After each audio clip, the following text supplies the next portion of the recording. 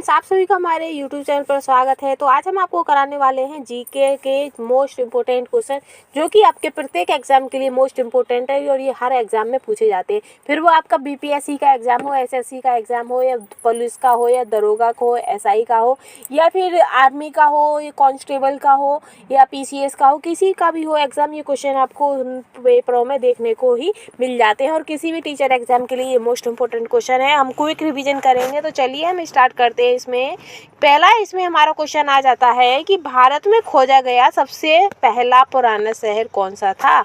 यानी कि भारत में सबसे पुराना शहर कौन सा खोजा गया था, तो वो आपका था हड़प्पा।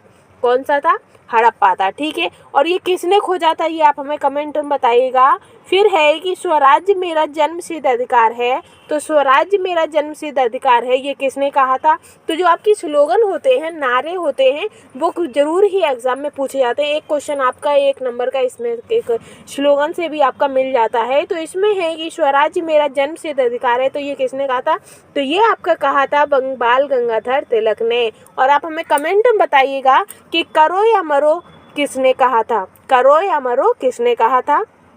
नेक्स्ट आता है कि महात्मा गांधी के राजनीतिक गुरु कौन थे। तो महात्मा गांधी के राजनीतिक गुरु कौन थे, तो आप कह दोगे कि जो गोपाल कृष्ण गोखले थे वो महात्मा गांधी के राजनीतिक गुरु थे।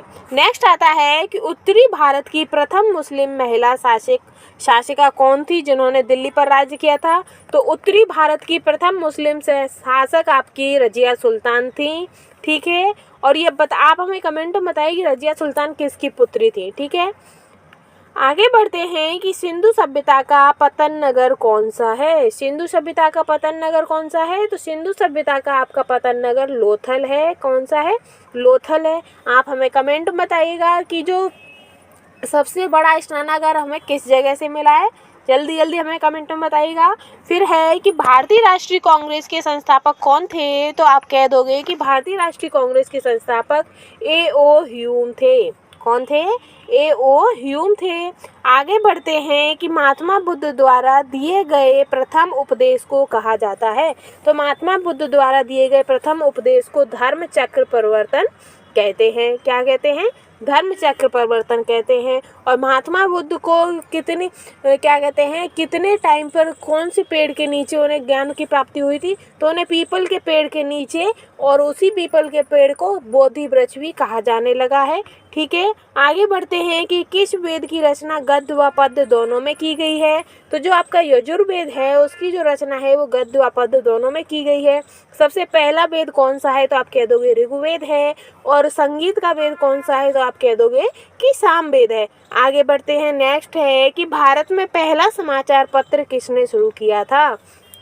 तो आप कह दोगे कि जो भारत में पहला समाचार पत्र था वो सैयद अहमद खान ने स्टार्ट किया था। और कौन सा था ये आप हमें जल्दी से बताइएगा। फिर है कि किसके शासनकाल में बौद्ध धर्म 2 भागों में बट गया था। और 2 भाग कौन कौन से थे, तो हीनयान और महायान 2 भागों में बट गया था।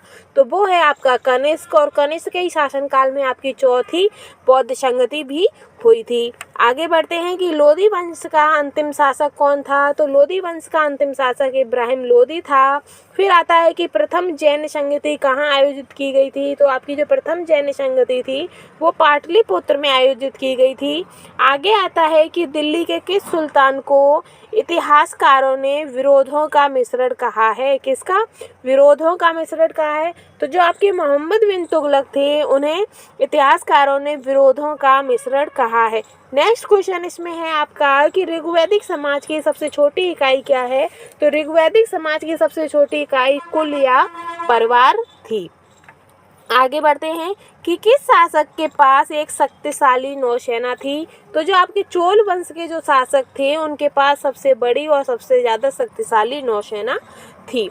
आगे आता है कि संकीर्तन प्रथा के जन्मदाता कौन थे। तो जो आपके चैतन्य प्रभु थे वो आपके संकीर्तन प्रथा के जन्मदाता थे। आगे आता है कि किस मुगल शासक को आलमगीरी भी कहा जाता है। तो वह मुगल शासक कौन थे जिन्हें आलमगीरी कहा जाता था। तो आप कह दोगे कि जो औरंगजेब थे उन्हें आलमगीरी भी कहा जाता था। आगे बढ़ते हैं कि शहीद आजम की उपाधि से किसे सम्मानित किया जाता है। तो जो भगत सिंह हैं उन्हें शहीद आजम की उपाधि से सम्मानित किया जाता है। आगे बढ़ते हैं, नेक्स्ट है कि साइमन कमीशन के विरोध प्रदर्शन में के दौरान किए गए लाठीचार्ज में किस राजनेता की मृत्यु हो गई थी। तो आप हमें बताइए कि वह कौन से नेता थे। जब लाठीचार्ज हुआ था तो लाठियों के बाढ़ से उनकी मृत्यु हो गई थी। तो वो थे आपके लाला लाजपत राय, और इन्होंने ही कहा था कि मेरे हर एक लाठी का जवाब आपको मिलेगा वापसी, अंग्रेजों से इन्होंने कहा था। अब आता है कि वहाबी आंदोलन के प्रवर्तक कौन थे। तो वहाबी आंदोलन के प्रवर्तक आपके सैयद अहमद खान थे। सैयद अहमद आपके वहाबी आंदोलन के थे। ठीक है गाइस, तो ये मोस्ट इंपोर्टेंट क्वेश्चन हमने आपको क्विक रिवीजन करवा दिया है, उसके साथ हमने थोड़ी बहुत थ्योरी भी इसमें ऐड कर दी है। अगर आपको मेरे द्वारा पढ़ाने में अच्छा लगा है और मेरी वीडियोस पसंद आई तो प्लीज़ हमारे चैनल को लाइक शेयर एंड सब्सक्राइब कर दीजिएगा।